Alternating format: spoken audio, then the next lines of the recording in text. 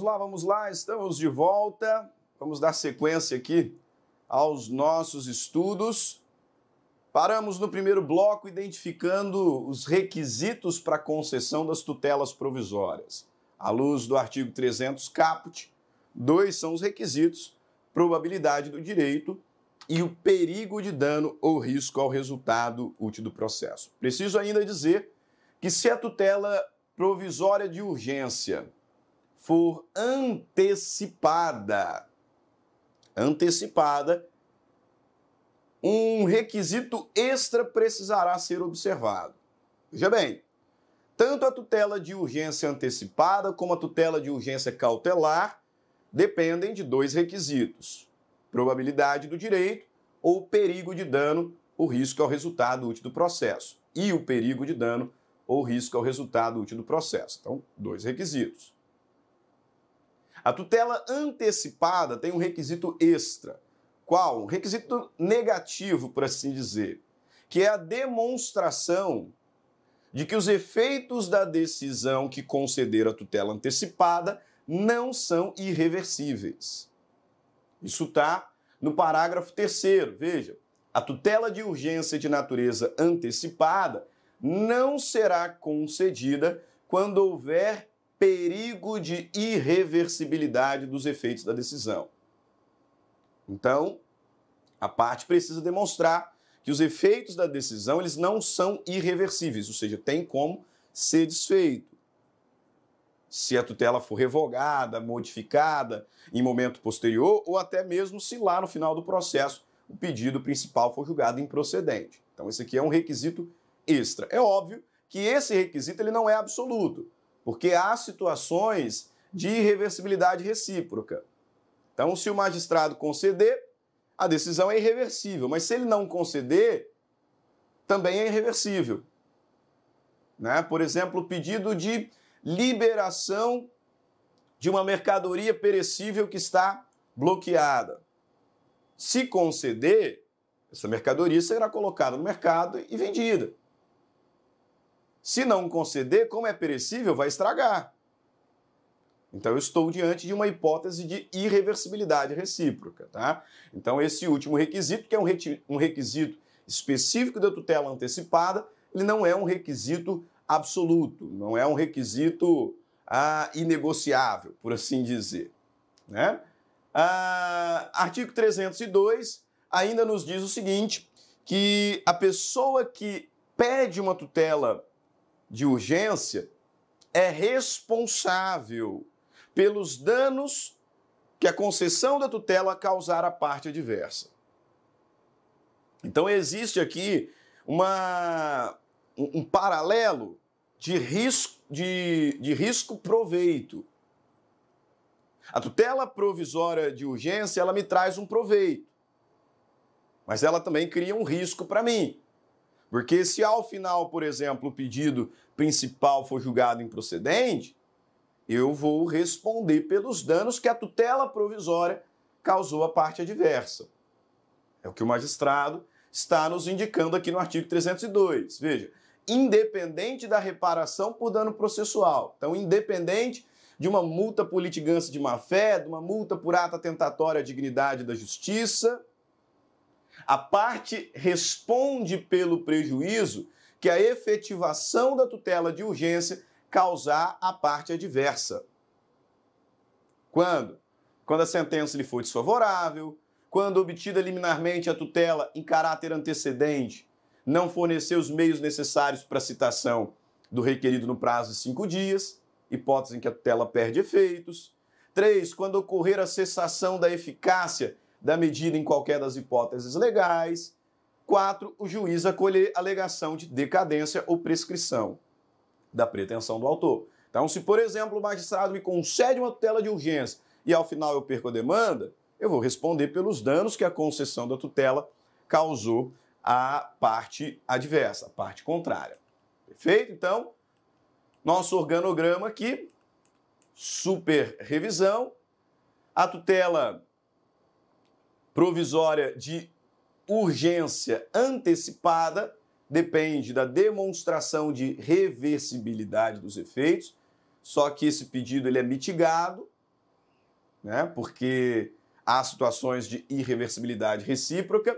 Para a efetivação das tutelas cautelares, o magistrado me apresenta um rol de medidas: arresto, sequestro, arrolamento de bens. Não existe mais procedimento especial de sequestro, de arresto, mas as medidas ainda existem, né? As medidas ainda existem. E com relação à responsabilidade, o beneficiário responde pelos danos que a concessão da tutela causar à parte contrária. Agora, eu disse há pouco que a tutela provisória de urgência, ela pode ser requerida de forma incidental ou antecedente. O que é uma tutela de urgência incidental? É aquela que é requerida no curso do processo ou na petição inicial definitiva. Então, eu já estou apresentando a minha petição inicial certinha, completinha, fiz um pedido de tutela de urgência. Esse pedido é um pedido incidental.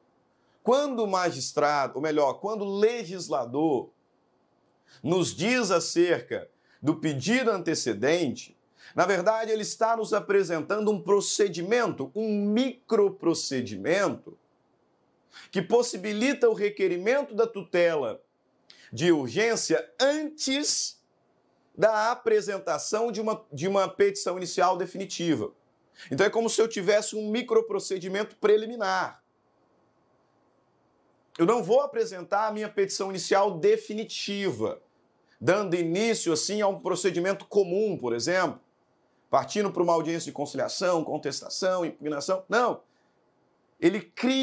O legislador cria um microprocedimento que será desenvolvido antes mesmo da apresentação da tutela definitiva, ou melhor, do pedido inicial definitivo. E esse microprocedimento servirá para um pedido de tutela antecipada antecedente e um outro microprocedimento para o pedido de cautelar antecedente. Então nós temos dois procedimentos, você precisa ter cuidado. Dois procedimentos distintos de pedido antecedente. O procedimento da antecipada antecedente e o pedido da cautelar antecedente. Vamos aqui falar sobre a antecipada antecedente. O artigo 303 nos diz o seguinte: há situações em que a urgência ela é contemporânea à propositura da demanda. Há situações, meus caros, em que nós não estamos apenas diante de uma urgência, mas sim de uma emergência. Daqui a pouco vocês estarão advogando e poderão ser surpreendidos em dado momento por situações em que nem mesmo será possível elaborar uma petição inicial bem feita. A petição inicial é muito importante, mas há situações em que eu não tenho tempo para elaborar uma petição inicial bem feita, porque o pedido de tutela antecipada é emergencial, é vida ou morte. Bateu a porta do meu escritório um filho desesperado falando que o pai precisa fazer uma cirurgia e o plano de saúde disse que não vai cobrir. Não tem como eu falar para ele, ó, vai em casa, busca os documentos tal, né? Eu vou fazer uma pesquisa doutrinária, jurisprudencial, daqui uns 3, 4 dias a gente protocola inicial. Não dá. Não dá. O velho vai morrer. Nesse cenário, artigo 303 nos diz o seguinte: nos casos em que a urgência for contemporânea à propositura da ação, a petição inicial pode limitar-se ao requerimento da tutela antecipada e a indicação do pedido de tutela final, com a exposição da lide, do direito que se busca realizar, do perigo de dano ou do risco ao resultado útil do processo. Então você vai limitar a sua petição inicial ao requerimento da tutela antecipada, indicação do pedido final, exposição da lide, do direito que se busca realizar e do perigo.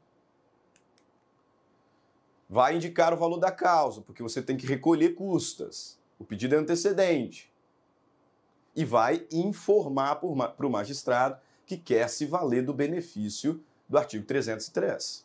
Para ele saber que você quer esse microprocedimento, que essa petição inicial não é definitiva. Não é definitiva. Certo? Beleza. E se o magistrado indeferir seu pedido? Você fez o pedido de tutela antecipada antecedente, mas o magistrado entende que não há, os requisitos não estão presentes. Então ele indefere. O que acontece?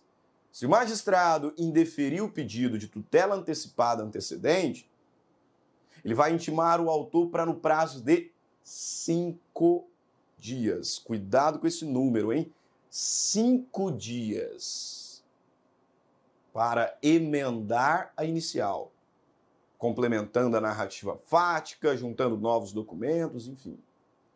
Se o pedido de tutela antecipada antecedente for indeferido, o autor terá 5 dias para emendar a inicial.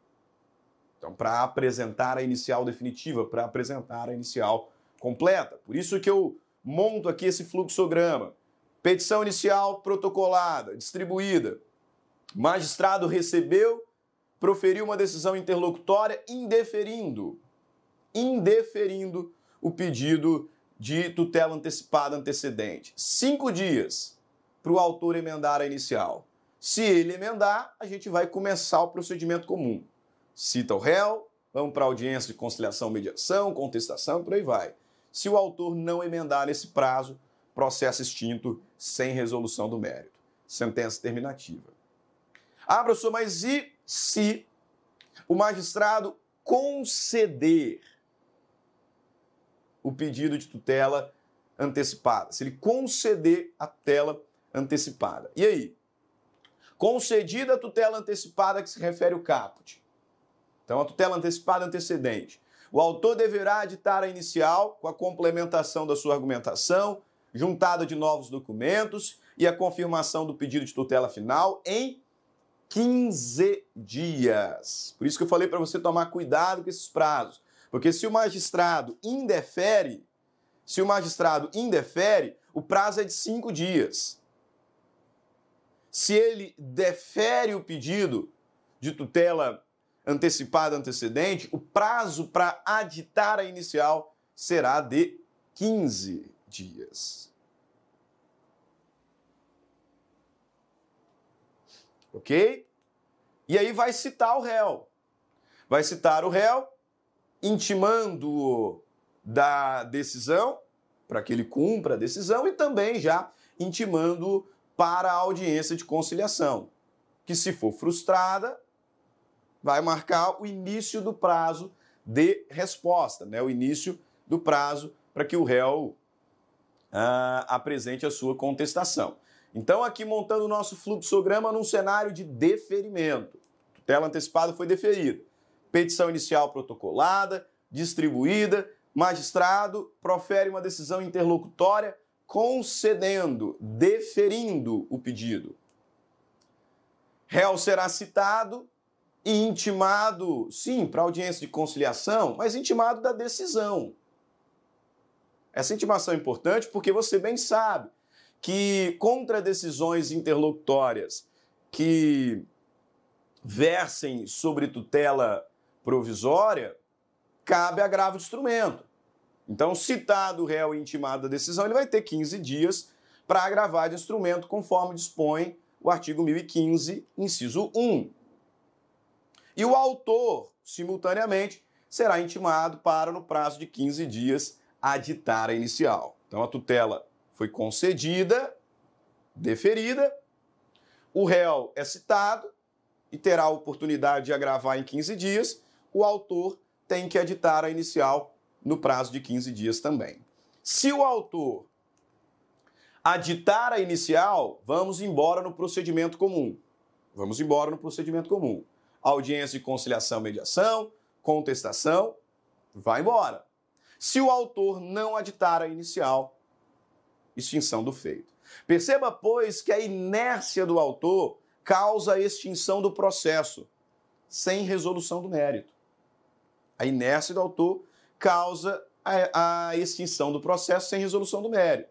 Se o juiz indeferiu o pedido e em 5 dias o autor não emenda a inicial, extinção do feito.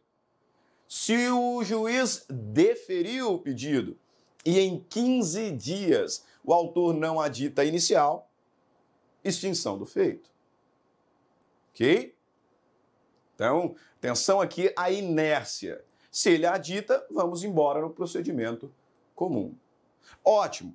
Mas o CPC 15, ele trouxe consigo uma novidade interessantíssima. Importando do direito europeu, o CPC 15, ele trouxe talvez uma das únicas novidades mesmo, né? Porque o CPC 15, ele não mudou tanta coisa. Ele arrumou muita coisa, porque o CPC 73 já era praticamente uma coxa de retalhos, né? Então, o CPC 15 teve essa função de arrumar, de organizar os institutos, mas novidade não foram tantas. Uma das poucas novidades mesmo se chama estabilização da tutela. Estabilização da tutela. A estabilização da tutela, senhores. Primeiro ponto, você precisa guardar. A estabilização da tutela somente acontece em relação à tutela antecipada requerida de forma antecedente. Eu dizia, somente é passível de estabilização a tutela antecipada concedida de forma antecedente. Isso significa, portanto, que tutela de evidência não estabiliza. Que tutela cautelar incidental não estabiliza. Que tutela cautelar antecedente não estabiliza.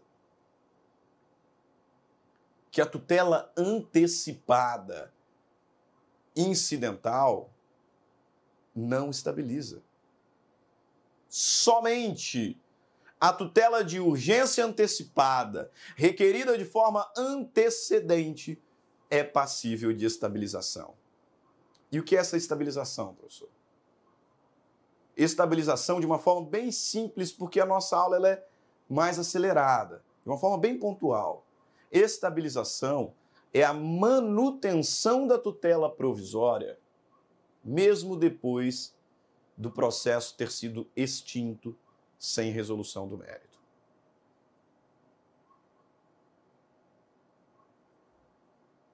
A tutela antecipada, concedida de forma antecedente, ela pode ser mantida, ela pode ser estabilizada, então continuar a produzir efeitos, mesmo depois de extinto o processo. Pode. Pode, porque existem alguns requisitos para essa estabilização. E o requisito primordial, o legislador nos apresenta no artigo 304. No artigo 304, o legislador nos diz que a tutela antecipada, concedida nos termos do artigo 303, portanto antecedente, torna-se estável se da decisão que a conceder não for interposto o recurso cabível. E qual é o recurso cabível? Primeiro, qual é a decisão que concede uma tutela provisória de urgência antecipada antecedente? Qual que é a natureza? É uma decisão interlocutória, não é? Pois é, o que o legislador está nos dizendo aqui é que a tutela antecipada antecedente torna-se estável se da decisão que a conceder, aquela decisão interlocutória que agora há pouco eu identifiquei, não for interposto o respectivo recurso. O processo será extinto se o autor não aditar a inicial, e pela falta da interposição do respectivo recurso, a tutela fica. Esse artigo, no bem da verdade, tem gerado uma discussão muito grande, sabe? Tem gerado uma discussão muito grande. Porque alguns sustentam que não seria a falta de interposição do recurso que produziria a estabilização, mas sim a falta de resposta do réu. Então, se ele, por exemplo, contestasse, aí evitaria a estabilização. O STJ já estabeleceu o posicionamento dessa forma, mas voltou atrás, porque o legislador está falando de recurso. Não dá para ficar toda hora com base numa interpretação teleológica mudando a lei. Não dá para ficar mudando a lei toda hora com base numa interpretação teleológica. O legislador falou recurso, então é recurso. O STJ voltou a pensar dessa maneira. Veja, eu coloquei agora há pouco na tela. O juiz deferiu por meio de uma decisão interlocutória. Se o autor aditar a inicial no prazo de 15 dias, vamos embora no procedimento comum. Se o autor não aditar a inicial no prazo de 15 dias, o processo será extinto. E aí eu preciso saber o que acontece com a tutela, porque ela foi deferida. A tutela foi deferida. O autor teve 15 dias para aditar a inicial e ele não aditou. O processo é extinto. O que acontece com a tutela provisória? A questão é a seguinte. Nesse cenário, se o réu, quando citado e intimado da decisão interlocutória, tiver interposto recurso de agravo de instrumento, então cessam os efeitos da tutela antecipada. Veja bem, o autor ficou inerte, o processo acabou. Como o réu agravou de instrumento, cessam os efeitos da tutela antecipada. Agora, se o réu não tiver agravado de instrumento,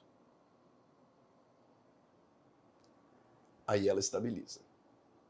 O autor não aditou a inicial e, por conta disso, o magistrado proferiu uma sentença terminativa, extinguindo o feito sem resolução do mérito. Se o réu não tiver agravado da decisão interlocutória que concedeu a antecipada antecedente, nesse cenário, o processo será extinto e a tutela prosseguirá. A tutela será estabilizada. Isso significa que ela vai ficar para sempre, professor? Não. Porque a tutela antecipada antecedente que se estabilizou, ela pode ainda ser revista, ela pode ainda ser reformada, ela pode ser modificada, pode ser revogada. Isso no prazo de 2 anos. Por ação autônoma, competência funcional do mesmo juízo que extinguiu o feito. Então, estabilizada a tutela, inicia um prazo de 2 anos para o ajuizamento de uma ação autônoma com o objetivo de reforma, modificação, extinção da tutela. Competência funcional do mesmo juízo que extinguiu o feito. Perfeito? Mas isso não é uma ação rescisória, hein? Porque aqui não tem coisa julgada. A sentença foi sem mérito, então não há de se falar em coisa julgada material. E se não tem coisa julgada material, essa ação não é uma ação rescisória. Ela é uma ação autônoma, embora o prazo seja o mesmo, né? 2 anos, fique esperto com relação a isso, portanto. Caminhando para o final, bem rapidinho, artigo 305 ao 310 nos fala sobre o pedido cautelar antecedente. Pedido cautelar antecedente. Leia os artigos. Leia os artigos todos. Eu vou lá para o fluxograma para a gente ganhar tempo. Mas do artigo 305 ao 310 nós temos o procedimento da cautelar antecedente. Como funciona a cautelar antecedente? Esse procedimento ele não é tão curto como o da antecipada antecedente. Tá? Esse aqui é um procedimento um pouquinho mais complexo, pode até ser um pouco mais demorado. O autor faz a sua petição inicial requerendo a cautelar em caráter antecedente E ao receber essa petição, o magistrado pode conceder de imediato, liminarmente, ou designar audiência de justificação prévia, e aí conceder depois da justificação prévia, ou o magistrado pode mandar o autor emendar a inicial, porque não ficou claro, falta ali algum dos requisitos do artigo 319, indeferi-la, às vezes é uma petição inicial inepta, ou simplesmente mandar citar o réu. Então veja, o juiz recebeu a petição inicial com um requerimento cautelar antecedente. Ele pode mandar emendar a inicial, indeferir a inicial, ele pode conceder liminarmente a cautelar, designar a audiência de justificação prévia e conceder depois, ou simplesmente citar o réu. E aí vem a grande questão para provas sobre cautelar antecedente. Porque aqui o réu é citado para contestar. Mas para contestar o pedido cautelar. Cautelar. No prazo de 5 dias. O juiz vai citar o réu para contestar o pedido cautelar no prazo de 5 dias. Se o réu não contesta, ele vai suportar as consequências da revelia aqui, no microprocedimento da cautelar antecedente. O juiz vai considerar que os fatos alegados pelo autor são verdadeiros e vai julgar o pedido antecedente. Se o réu contesta, aí a gente vai ter um procedimento comum aqui dentro. Então a gente pode dar a oportunidade para o autor impugnar a contestação, fazer ali uma instrução probatória, um saneamento, até prolação da decisão acerca da cautelar antecedente. Concedida a cautelar antecedente, uma vez efetivada, o autor terá 30 dias para ditar a inicial. Não se perca nesses prazos, hein? Na antecipada antecedente, se o juiz indeferir o pedido, 5 dias para emendar. Na antecipada antecedente, se o juiz concedeu o pedido, 15 dias para aditar a inicial. Na cautelar antecedente, efetivada a tutela, 30 dias para aditar a inicial. E aí, se o autor adita, procedimento comum. Vamos para a audiência de conciliação, contestação no prazo de 15. Né? Se ele não adita, processo extinto sem resolução do mérito. E lembre-se, cautelar não estabiliza. Perfeito? Para fechar, artigo 311 nos apresenta a relação de hipóteses de tutela de evidência. O que eu quero chamar a sua atenção é para o seguinte. A tutela de evidência será concedida independentemente do perigo de dano, quando configurada alguma das hipóteses previstas no artigo 311. E ainda chama a sua atenção para o fato de que somente as hipóteses do inciso 2 e 3 podem ser concedidas liminarmente. Leia com atenção porque a nossa aula está chegando ao fim. Inciso 1, 2, 3 e 4. Mais grave, somente as hipóteses do inciso 2 e 3 podem ser concedidas liminarmente.